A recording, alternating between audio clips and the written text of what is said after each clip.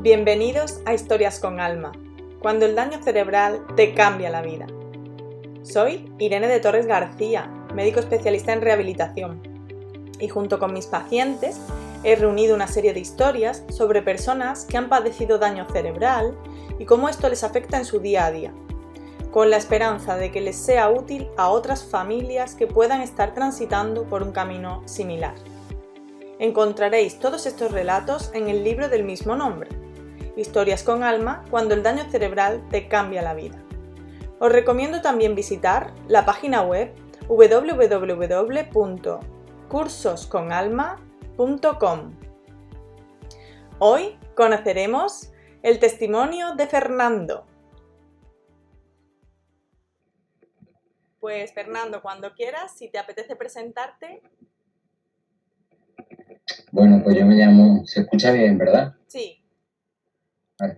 Yo me llamo Fernando Lara Camacho, sufrí un accidente de moto cuando tenía 21 años, estuve en coma y estaba realizando el segundo curso de la carrera de Educación Física en Granada. Entonces, pues, con las dificultades que tuve, bueno, pues gracias a mi madre, fuera que me insistió en que me reincorporara a la carrera sin perder mucho tiempo. También es verdad que tuve suerte y no tuve ninguna complicación grave tras el accidente. Bueno, grave que me impidiera seguir cursando los estudios. Me incorporé después de Navidad, o sea, cuando empezó el curso perdí como desde octubre hasta Navidad y después cogí el mismo ritmo de mis compañeros. De hecho, terminé la carrera en los años que me correspondían sin perder ninguno, Wow. con mucho esfuerzo. Después estuve preparando oposiciones para ser profesor de educación física y a la tercera vez que lo intenté fue cuando lo aprobé, que ya he decidido que ese era mi último intento. Y bueno, pues después ya conseguí mi destino definitivo en Málaga, que es la ciudad donde yo vivo. Bueno, no he dicho, ahora mismo tengo 45 años. Y justo cuando conseguí ese destino definitivo, como que mi cuerpo dijo, hasta aquí hemos llegado. Y a partir de ahí, digamos que todas esas dificultades que yo tenía y que había dejado en segundo plano, pues afloraron y salieron a la luz y bueno, pues ya los problemas que yo siempre había tenido de sueño, pues digamos que se acrecentaron y hoy en día, digamos que es lo que más me incomoda, o sea, lo que más me dificulta mi vida. ¿Y qué más? Bueno, soy el cuarto hermano de 5 que somos. Eran 4 niñas y yo. Una hermana mía también murió en un accidente de coche. Se está metiendo el eco, ¿no? Hay un poquito de ruido, sí, pero creo que se te entiende bien. ¿Pero y eso por qué es? ¿El ruido? La verdad es que no lo sé. Bueno, ¿qué más? Pues nada, y bueno, ¿qué más cosas quieres que cuente? No sé. Pues mira, a mí me gustaría que nos contases esa incorporación al trabajo después de tanta lucha, de acabar la carrera en tu tiempo, de presentarte a oposiciones, de aprobarlas. ¿Cómo te sentiste una vez que estabas en el trabajo? ¿Qué dificultades observaste? ¿Y cómo acabaste entendiendo que eso tenía que ver con el accidente de moto? Pues la verdad que yo digamos que hasta que contacté con vosotros, yo no sabía que tenía el daño cerebral y las consecuencias que eso tiene. Ahora mismo ya cada vez soy más consciente y la dificultad ya la voy como incorporando. Antes yo pensaba que era algo normal que le pasaba a todo el mundo. Y ahora pues otra gran dificultad mía es que cuando las cosas no salen como yo quiero, me llegan los demonios. De hecho, ayer perdí la carta de pago de una multa Ujú. y pensé, y vamos, ya sé lo que significa perder los papeles, porque es realmente perder los papeles cuando te pasa algo de eso. Y después lo encontré porque lo encontré esta mañana porque me he dado cuenta que me cambié de pantalón y lo tenía en el bolsillo de otro pantalón. Pero bueno, también me cuesta mucho trabajo mantener el orden de mi casa y quizás esto es lo que, digo, a partir de ayer ya decidí que eso tiene que ser una prioridad ahora mismo en mi vida, porque yo creo que eso hace que... Hay un anuncio de IKEA, no sé si lo habrás visto, que dice que nada mejor que tu casa para tener ordenada la cabeza. Ajá. No lo he visto, pero me Pues, parece buen mensaje. pues yo estoy convencidísimo. Lo que pasa que yo no sé si es porque me cuesta, porque no me pongo, o no me pongo porque me cuesta. Pero la cuestión es que no lo hago, pero ahora yo creo que no voy a tener más remedio que hacerlo. Y bueno, pues otra dificultad que tengo es, yo me siento muchas veces que soy como un pollo sin cabeza, que se me olvidan las cosas que voy a hacer y tengo mucha apatía. Si no fuera porque yo he encontrado algo que realmente me llena y me hace levantarme cada día para responsabilizarme de eso, que es el trabajo que hago en los huertos, porque estoy colaborando con el que hay la Facultad de Magisterio, porque ahí queremos enseñar a los futuros maestros las nociones básicas de huerto.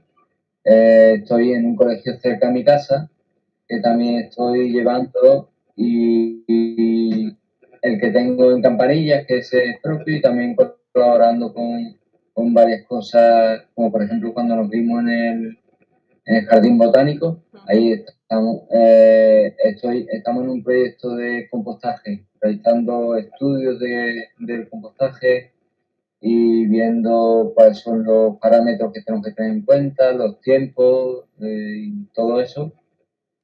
Y yo creo que eso es lo que me hace mm, salir a flote, porque si no, muchas veces, cuando ayer me pasó, por ejemplo, lo de la multa esta, para mí fue como, no sé, es que de verdad que si yo, sinceramente, si yo no conociera, si no hubiera conocido el mundo de la espiritualidad y todo esto y supiera lo que es las repercusiones que tiene el suicidio y todo eso, yo creo que a lo mejor a lo mejor hubiera hecho algún intento de suicidio, porque es que me lleva a un estado que es que no soy dueño de mí mismo, ¿no? Después lo veo con tranquilidad y me lo entiendo.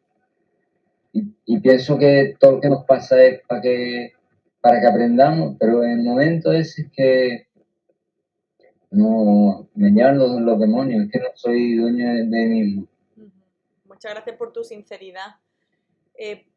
En esos momentos Bueno, que realmente, dime, te escucho. en esos momentos en los que realmente te sientes muy frustrado, Ujú. ojalá hubiera alguna manera de que te viniese el pensamiento de que otras veces te has sentido así y después ha venido la calma o después has encontrado la solución, que no se ha acabado el mundo las otras veces que te has sentido así, pero es Ujú. realmente difícil, ¿verdad? Sí, pero bueno, yo creo que como el cambio de hábito y todo eso empieza por una toma de conciencia. Y creo que con la dificultad añadida que yo puedo tener para este tipo de habilidad, por así decirlo, creo que es como un reto. Como el Algo, reto de mantener mi casa ordenada, pues yo creo que ese es otro reto. sí. El tema es, Realmente tampoco pasa nada, lo que pasa es que en el momento te parece que es el fin del mundo. sí, claro, el tema de mantener la casa ordenada es verdad que es algo que vas a hacer desde la ¿Mm? planificación, desde la calma, desde momentos en los que tú estás razonando adecuadamente para hacer un plan, pero ¿Mm? el otro tienes que llevarlo a cabo en tu momento de mayor activación emocional desagradable, por lo que es más complejo. Quizá un elemento físico, tipo una pulsera, algo que te pueda recordar ese pensamiento de otras veces lo he superado, pueda ser una ayuda. Que finalmente el que se calma eres tú y el que redirige y reenfoca el pensamiento eres tú. Pero quizá ese recordatorio físico pueda ser como el detonante para empezar ese proceso. Vale, pues ya lo tengo. Es un collar que tengo ahora mismo no llevo puesto porque me acabo de duchar, del Tao. Ajá. Que cuando estuve en Montreal me hicieron la iniciación al Tao y el camino vegetariano. Y creo que eso es lo que está muy relacionado con lo que yo hago también con los huertos y el cuidado del medio ambiente y todo eso. Yo creo que como es algo que siempre llevo puesto, pues creo que me has dado la pista. Yo me parece que a lo mejor alguna vez te he dicho que creo que en esta sociedad en la que vivimos tenemos que desarrollar la observación y la intuición, porque son, yo creo, dos capacidades que la sociedad esta capitalista nos tiene muy capadas. Ya. Preguntarte también, tú tuviste crisis epiléptica mucho tiempo después del accidente, ¿verdad, Fernando? Claro, eso es lo que te voy a decir que seguramente no te va a gustar. Cuéntame.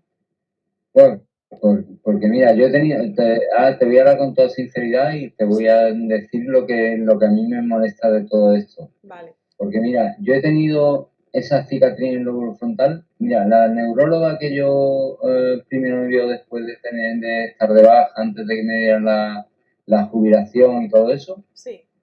Ella me dijo, mira, lleva mucho tiempo de baja, sería conveniente como tu asunto es un tema, digamos, mental, psíquico, que te diera un psiquiatra para que avalara la prolongación de la baja. Y yo le dije, mira, a mí no me gustan los psiquiatras porque para mí son los médicos que te dicen, es como si te dijeran, tú dime lo que yo quiera, lo que tú quieras, que yo te voy a mandar lo que a mí me da la gana. Entonces, yo he tenido dos malas experiencias con psiquiatras. Un psiquiatra al que fui y sin hacerme prueba de ningún tipo mandó un montón de medicación. Y mi padre ha tenido mucha experiencia con psiquiatras y todo eso, y entonces yo, digamos que eso como que lo rechazo. Eso por un lado. Después, al segundo al que fui, después de que la neuróloga me dijera sería conveniente que para avalar la continuidad de tu baja fuera a otro médico, a otro psiquiatra, y me dice, este es menos medicamentoso, tal, y es más joven. Total, que fui, le expliqué que tenía un síndrome frontal, que me podían dar crisis epiléptica, y mandó una medicación que se llama escitalopram, y justo al día siguiente, tomarme por la noche la primera pastilla, me dio la primera crisis epiléptica. Entonces yo digo, yo esa cicatriz la tengo desde el año 97, que tuve accidente. Y yo he estado noche entera sin dormir, he bebido alcohol, he estado de fiesta, he hecho un montón de cosas.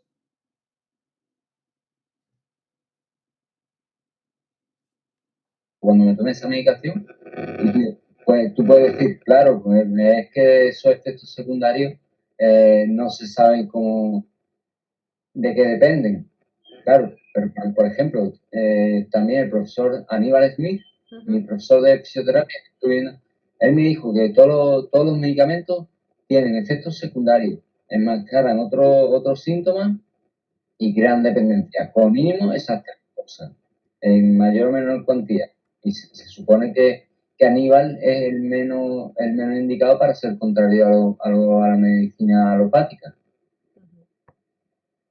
Entonces yo digo, desde que me pasó eso, se me están reproduciendo las crisis epilépticas. Entonces, y ahora ya es algo con lo que yo ya cuento en mi vida. Pero fue solo una dosis, Fernando. Y con una dosis que además no sería todavía la dosis terapéutica, que supongo que te mandaron primero una dosis más bajita que después tenías que subir, ¿no? Bueno, yo recuerdo, la verdad que él me mandó menos medicamentos que el primer psiquiatra hacia el que fui, que ni siquiera empecé a tomar el tratamiento. Y yo recuerdo que me había mandado una medicación para por la noche y otra para la mañana.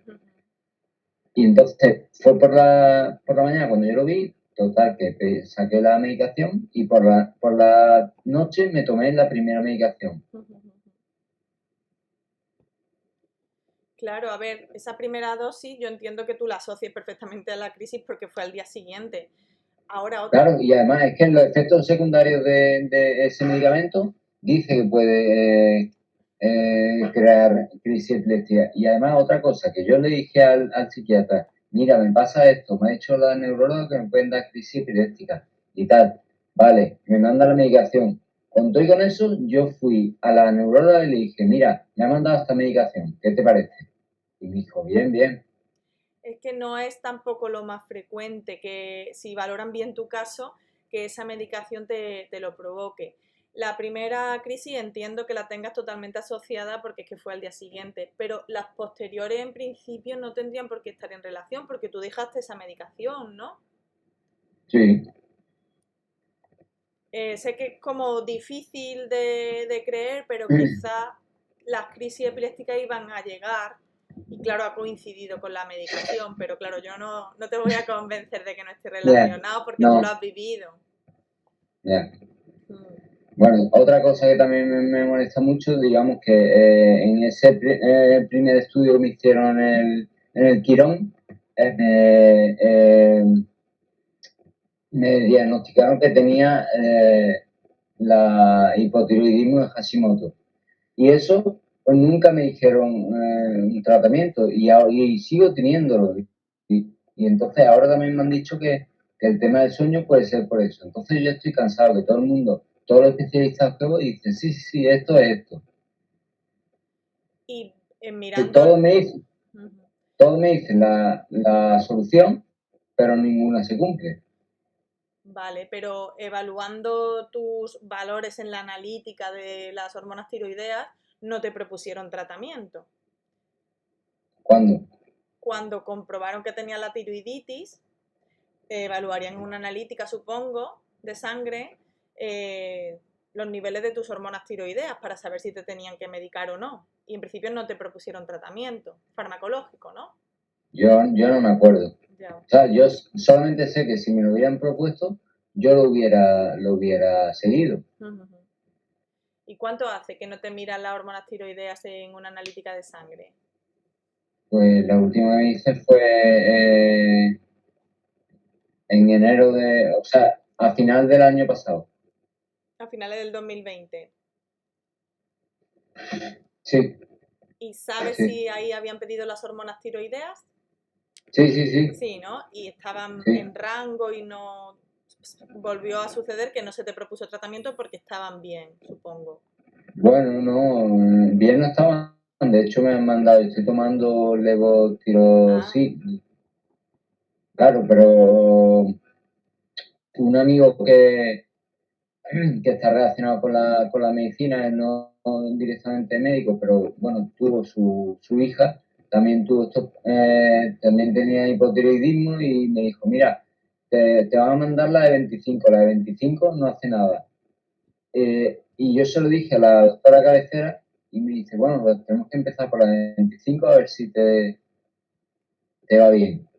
Ahora, después resulta que otra de las cosas que yo digo que soy como un pollo sin cabeza, me dice la doctora de cabecera, sí, tú yo ya te he pedido la analítica, ve al centro de salud que te den fecha para sacar de sangre. Llego allí, pregunto y me dice, no, no, eso tenemos que dar cita con la doctora de cabecera. Y ahora me han dado otra vez cita con la doctora de cabecera para el 5 de agosto. Entonces, a mí parece que están mareando la perdiz. Y entre que yo no me entero muy bien de todos los temas burocráticos y todo esto, y que ellos tienen una confusión que no veas, pues pero la doctora te dio a ti un papel de petición de analítica.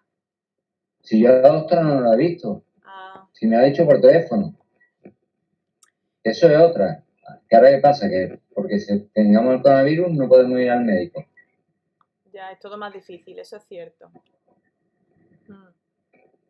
Pues dependerá de eso, de que la doctora te pueda hacer llegar el papel del análisis de sangre y una vez que lo tengas ya en el mostrador del centro de salud tendrás que Pero pedir esa cita. ¿cómo me lo va a hacer llegar? Eso no lo sé porque dependerá de cómo se organice cada médico de familia en cada centro de salud, pero deberían informarte en tu centro de salud si va a ser en esa cita presencial o ella lo va a dejar directamente en el mostrador y tú tienes que ir a recogerlo. Eso es lo que me dijo. Yo llegué allí y me dijeron, no, aquí no te tendrá que dar cita la doctora cabecera. Es que lo que pasa es que ¿cómo se llama? Los auxiliares que hay, Los administrativos del mostrador del centro de salud. Los administrativos no se enteran ni quieren hacer nada por solucionar el problema. Están allí como a verla venir. Yo entiendo que a veces todos estos trámites son muy frustrantes y van pasando días entre un paso y otro y es desagradable, con colas de por medio o llamadas infructuosas. Pero no te rindas, que al final espero que te puedas hacer el análisis y quede todo controladito. Bueno, estamos... Sí, sigue preguntándome porque si no yo voy a apagar mi frustración contigo. Pues mira, quería preguntarte sobre viajes que has hecho. Que nos cuentes alguno que haya sido importante para ti y por qué. Bueno, pues yo desde siempre he tenido intención de aprender, siempre me ha gustado mucho el inglés y me gustaba mucho viajar para practicar y tal. Bueno, pues yo, digamos que yo cuando estaba en el instituto hice un intercambio a Dinamarca de 15 días. Después cuando terminé, aprobé, bueno, antes de la primera vez que me presenté a las oposiciones suspendí porque realmente no me había preparado bien y veía como que estaba sobrando, ¿sabes? De repente todo el tiempo que había dedicado a algo y veo que me echaron casi sin haber hecho nada. Realmente me di cuenta que yo no había estudiado como debería, pero entonces pues dije, bueno, ¿qué hago? Me veía que aquí en Málaga estaba sobrando y digo, bueno, me voy a ir a Inglaterra. Estuve trabajando, o sea, estuve viviendo en un hotel, trabajando en un hotel en Bristol y viajando por allí ese verano y después pues seguí preparando las oposiciones cuando me volví y cuando abrí las oposiciones, el primer año que trabajé, pues lo que hice fue irme un verano entero a Irlanda. ¿Y qué más? Después también he estado siempre en verano, porque durante el invierno estaba trabajando en los diferentes institutos y he estado en Francia, otro viaje que hice también por países nórdicos, estuve en Suecia, en Dinamarca. Dinamarca fui otra vez, fui como estudiante, fui como profesor a Copenhague y también otro verano estuve en Francia. ¿Qué más? Hace 4 años, no, mentira, en el 2008 hice un viaje, digamos que ese fue el viaje más grande que he hecho y el más emocionante, más emotivo y más emocionante, que hice un viaje a Montreal, que es el mismo sitio que yo después, como 4 años después, y estuve un tiempo en Montreal y empecé a viajar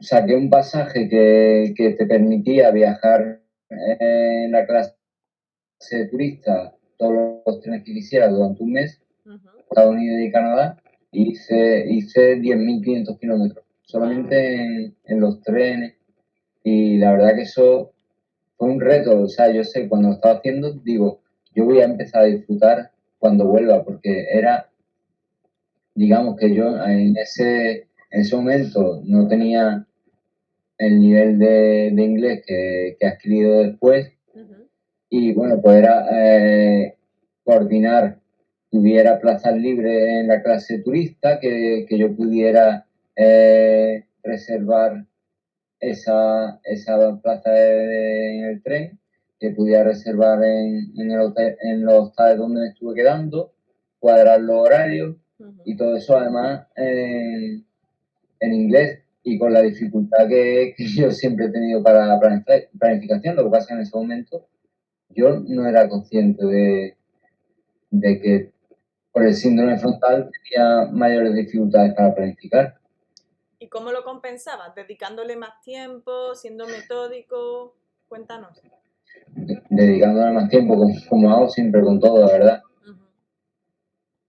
Porque yo creo que eso también es lo que me hace estar tan cansado. Es decir, para mí no hay nada que no se pueda hacer. Todo es un poco, es más o menos difícil. Pero como que yo siempre tengo esa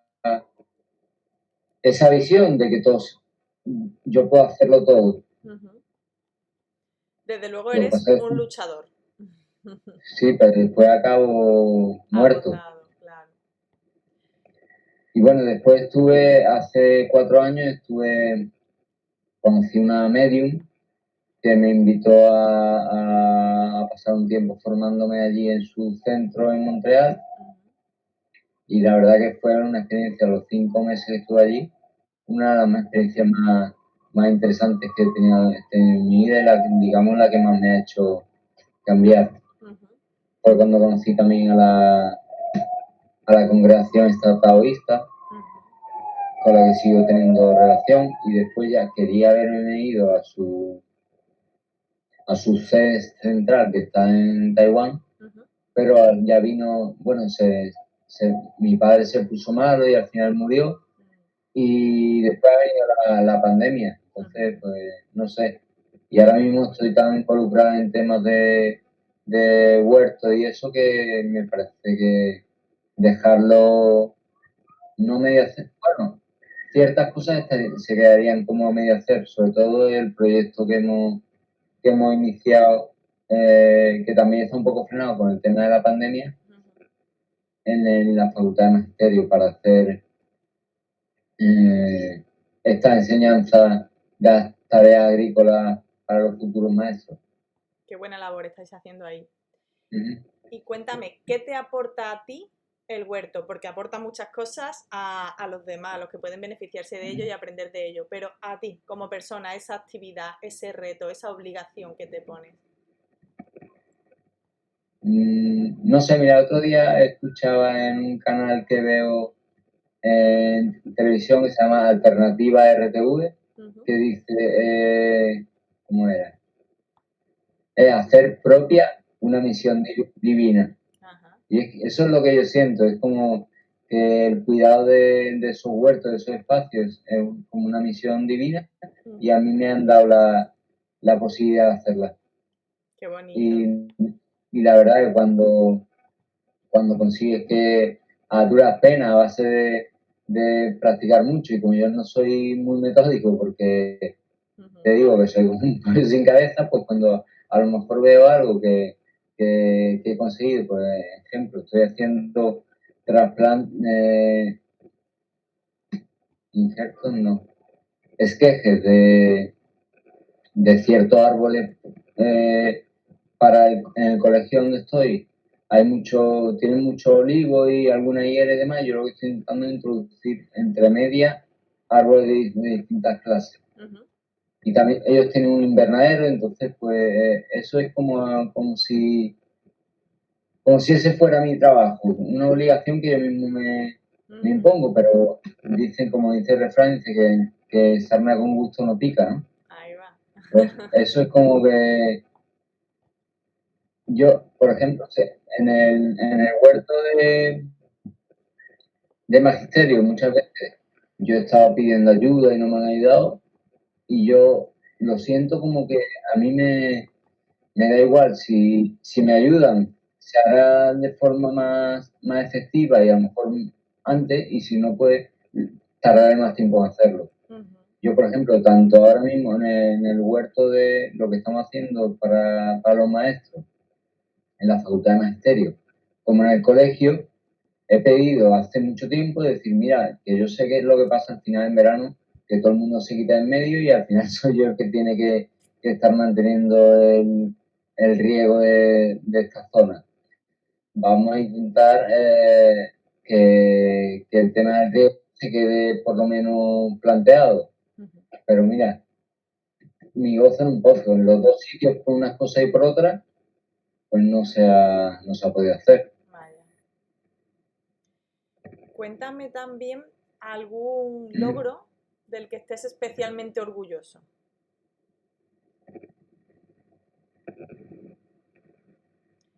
Puede ser grande o puede ser pequeño. Alguna cosa que dudaste que fuera a conseguir y que al final lo lograste.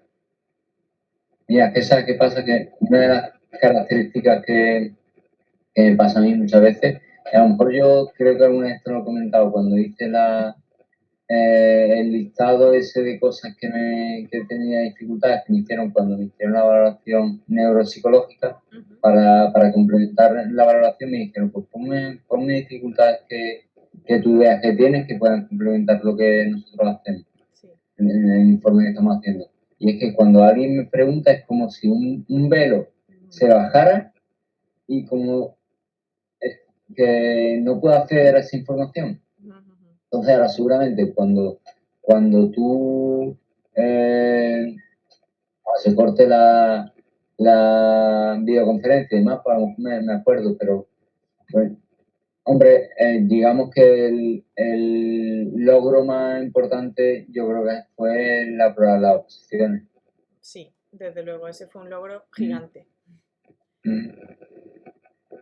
Al que dedicaste mucho tiempo, mucho esfuerzo y al final se consiguió el objetivo. Fantástico. ¿Algún consejo que le darías tú a un chico que pueda tener un accidente como tú, de joven, y bueno, pues que le pueda ocurrir algo parecido, en el sentido de que le den el alta, que tenga las capacidades en parte bastante conservadas y empiece una vida supuestamente normal, pero que después empiece a notar cosas que son complejas, que le dificultan? ¿Qué podrías decirle? ¿Qué consejo le iría bien? Pues yo diría, por ejemplo, para eso no sí tengo claro lo que es la respuesta, ¿no? He conseguido la respuesta antes de que el telón se bajara. Pues yo creo que, sobre todo para mí, digamos, lo que más me ha aportado es el conocimiento de la espiritualidad. Y el ver que todo lo que nos ocurre es lo mejor que nos puede ocurrir para que evolucionemos. Y sobre todo que busque algo que le llene a hacer. Porque dificultades yo cada vez descubro, voy tomando conciencia de más dificultades que antes pues a lo mejor no tenía conciencia de que las tenía, pero ahora sí me voy dando cuenta y pues diría eso, que se busque algo que le llene y esto que yo estoy diciendo, me lo estoy diciendo también a mí, que nada es tan importante como para que nos haga venirnos abajo. Mira, había un psicólogo al que iba mi padre, al que yo también alguna vez fui, que decía, cuando te pase algo muy, muy grave, piensa qué es lo peor que puede pasar. Y si después tú analizas de lo peor que puede pasar, ¿realmente eso es tan malo? Porque no hay nada tan malo. Puede decir la muerte, pero yo pienso que la muerte es una continuación de la vida. O sea que tampoco es tan malo. Finalmente nos estás hablando de aceptación y también de motivación, cuando dices encontrar algo que te llene. Claro. Qué bonito. Bueno, pues yo veo en ti una persona que no se rinde, desde luego, y entiendo que otras personas que puedan ver esta conversación lo van a notar también, y me encantaría que eso supusiese un impulso, de aliento, de ánimo para otras familias que puedan estar viviendo una historia de daño cerebral, de un accidente quizá, en sus fases iniciales en las que hay más confusión, más miedo, más incertidumbre. Y bueno, pues sí que quedan secuelas, sí que hay dificultades, pero muchas capacidades sí se recuperan o se pueden compensar. Incluso algunas que a lo mejor, como decía, mira, Luis Rojas Marco, el psiquiatra, lo conocen, ¿no? Sí. Decía, vino para el aniversario de Proyecto Hombre, y yo, digamos que mi paso a la espiritualidad lo conseguí a través de mi voluntariado con Proyecto Hombre. Y él decía, dice, mira, cuando nos ocurre algo que nos tambalea, la muerte, que nos tambalea toda nuestra estructura, la muerte de un familiar querido, una pérdida muy importante, lo que quiera que sea, uno descubre que tiene una serie de capacidades que antes ni siquiera sospechaba que tenía. Eso es verdad. Cuéntame alguna... Sí. Perdona si no había acabado, si quiere acabarlo. Bueno, que también, pues mira, a mí me gusta mucho leer cosas relacionadas con la espiritualidad y un día encontré he encontrado muchas cosas interesantes, pero una que se me ha quedado grabada y alguna vez en tu charla la he comentado, que un libro que se llama Tus zonas mágicas, que es el mismo del mismo escritor de Zonas Erróneas, Wayne Dyer. Y él en tu zona mágica decía que cuando nos pasa algo parecido a lo que dice Prof. Marco, pero con otros matices. Dice, cuando sufrimos un accidente o algo que nos tambarea, pasamos como por 3 fases. Una primera fase donde lo aceptamos y nos preguntamos por qué nos ha pasado esto y no queremos aceptarlo y estamos en la ofuscación, en la negación. Una segunda fase en la que aprendemos a vivir con ello, pero sin vivir una vida plena. Y una tercera fase que, digamos, en la que yo creo que estoy, aunque muchas veces paso isofacto a la segunda o incluso a la primera. Y es que, digamos que esa tercera fase aprende a vivir una vida plena, como decía, ya se me ha ido un poco. Se me ha ido lo que iba a decir.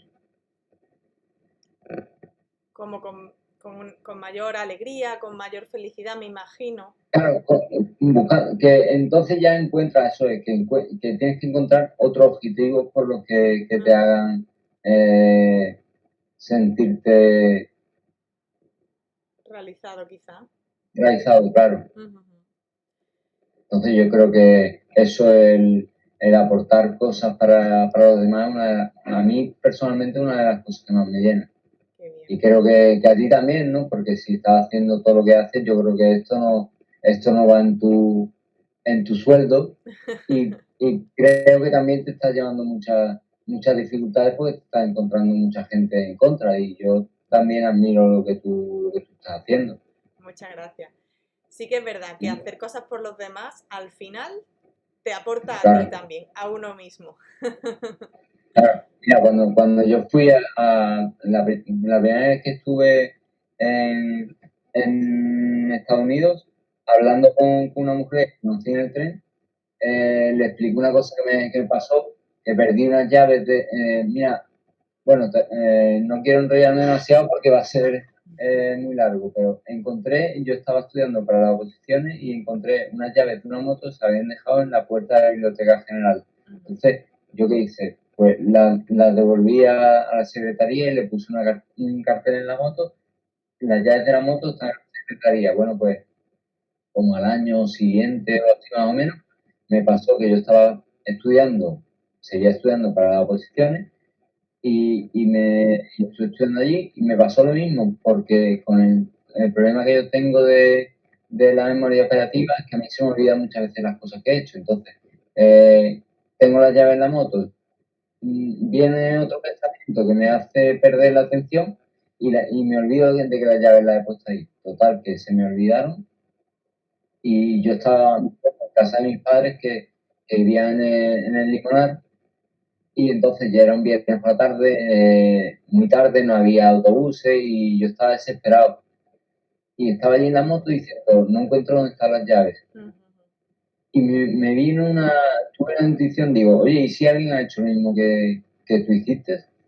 Y, y fui a la secretaría y efectivamente alguien la había dejado allí. Oh, el karma. Y claro, y eso se lo conté a una mujer cuando estuve en Estados Unidos y me dice, what goes around comes around. Lo que va vuelve. Qué bueno, qué bueno. Pues muchísimas gracias, Fernando. Creo que has dado información muy valiosa que espero que le sirva a otras personas en una situación similar. Vale. No sé si me he enrollado demasiado, a lo mejor con cosas que no tienen importancia para la finalidad que tú persigues y si a lo mejor hemos dejado algo que quieras preguntar más. Si quieres, pues, si hay algo más importante, si lo valoras, pues si quieres otro día hacemos otra charla. A mí también me ha gustado y venía muerto con muy pocas ganas, pero como que me he motivado. Me alegro muchísimo. Gracias.